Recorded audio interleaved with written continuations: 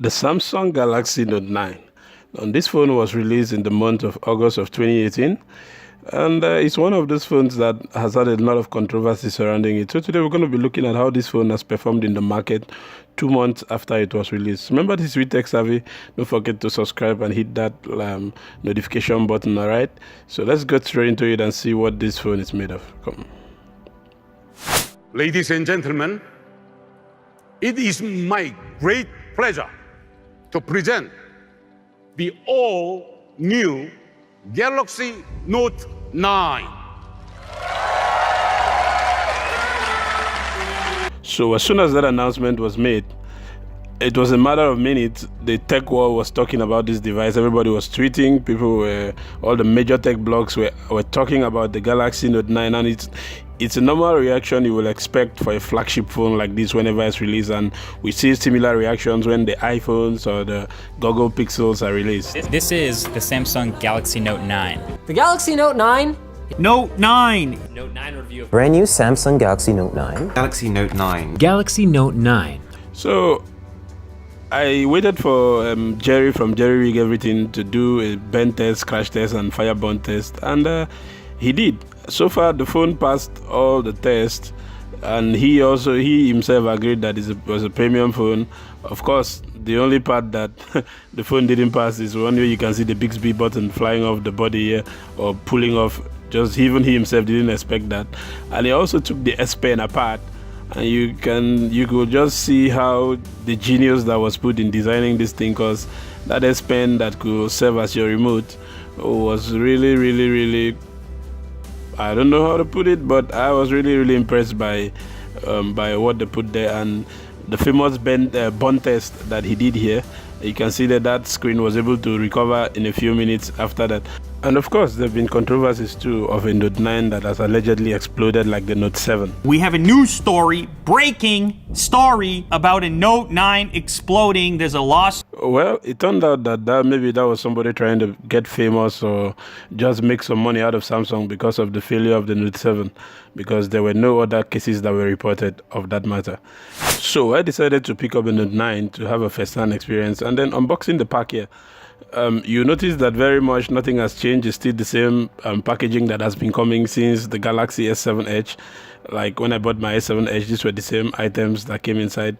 The same thing with the Note 8 and S9, S8 and all. So, man, the first time I took a look at this device, I was blown away.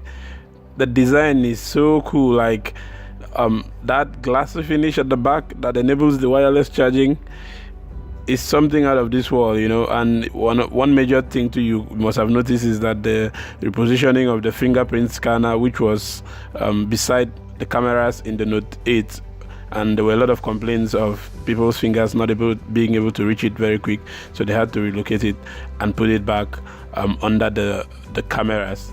And to me, that was a huge deal, even though my hand still can't really reach it conveniently, even as large as my palms are.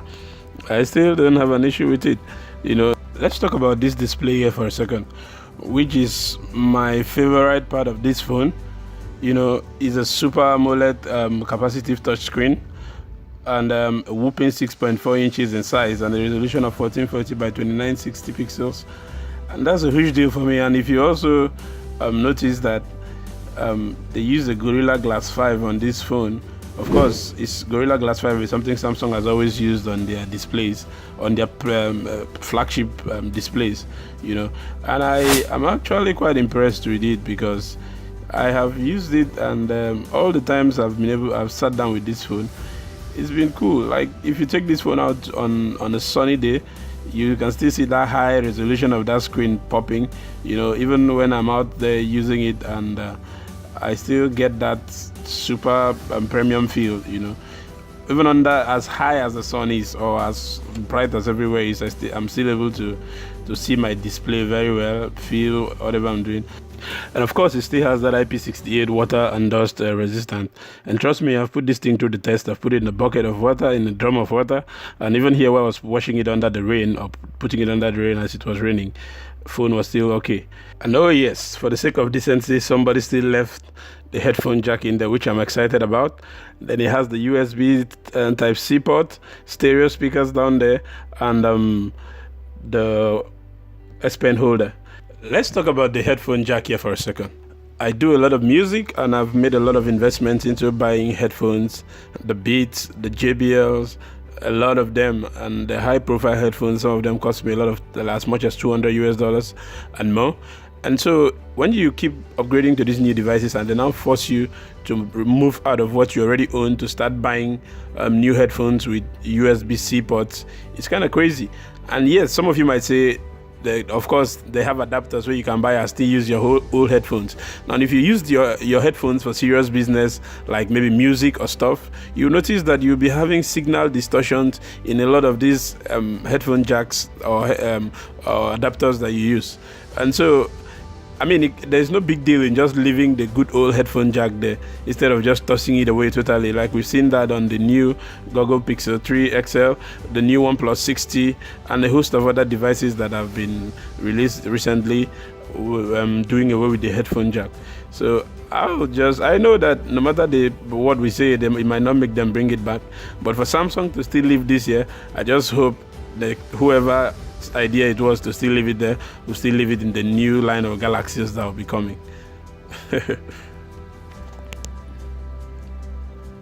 It comes with that high-profile Snapdragon 845 processor, which is something you would expect for a flagship phone of this caliber, or you can get the Exynos 9810 version. And as for the memories, the internal memory, you can get a 512GB and 8GB version, or you can get a 128GB and 6GB version. They are all available. You know, because of the high-profile power of the CPUs, GPUs, and the cooling system on this device, is actually very good for gaming. So if you're a gamer, you might want to consider this device because of the power of the CPU, GPU, and everything, and also that 4000 milliamp battery that comes inside is going to last very long if you're playing games, just like Samsung made a demo of Fortnite. So if you're an online gamer, consider it. You see the two dual camera setup at the back here. One is a 12 megapixel wide angle lens, the other one is a 12 megapixel telephoto lens. Now, as for telephoto, it does a very pretty good job of defining the edges when you take pictures. And some of the best pictures and videos I've taken have been with the Galaxy Note 9, you know. And you can see what my buddy at Super Savvy did in the camera comparison between the iPhone 10 and the Galaxy Note 9. And well, in my opinion, I think I prefer the interpretation of colors and the environment on the Galaxy Note 9 against that of the iPhone 10, because if you see that the iPhone 10 looks a bit too reddish, while the Note 9 looks a bit natural, you know. So you can check his video out on his channel in case you've not seen it, and as you can see, as he was running, you see the image stabilization on the Galaxy Note 9 was actually better than that on the iPhone 10. So check out Super Sav's channel and see more on the camera comparison, okay? So guys, let's talk about this S Pen here for a second. Now, having the Note 9 without the S Pen, it's like having a Romeo without a Juliet. You know, you can't separate them both from each other. You know, and I was really excited when they were demoing the features of the S Pen at the keynote address, you know, because this S Pen has always been a vital part of the Note since the first Note came out around, I think, 2011, and now they have upgraded the S Pen to taking it to a new level where you can control media with it, presentation, take notes, create and send live messages, use it as a drawing pencil and translate text. Perhaps the most exciting feature for me is the fact that the S Pen is no longer sitting there as just a writing pen. It can now act as a remote to your device. You can use it to control media. You can use it now to do a host of other things, you know, control PowerPoint presentations and take pictures. Like you can see these pictures here I took in my kitchen.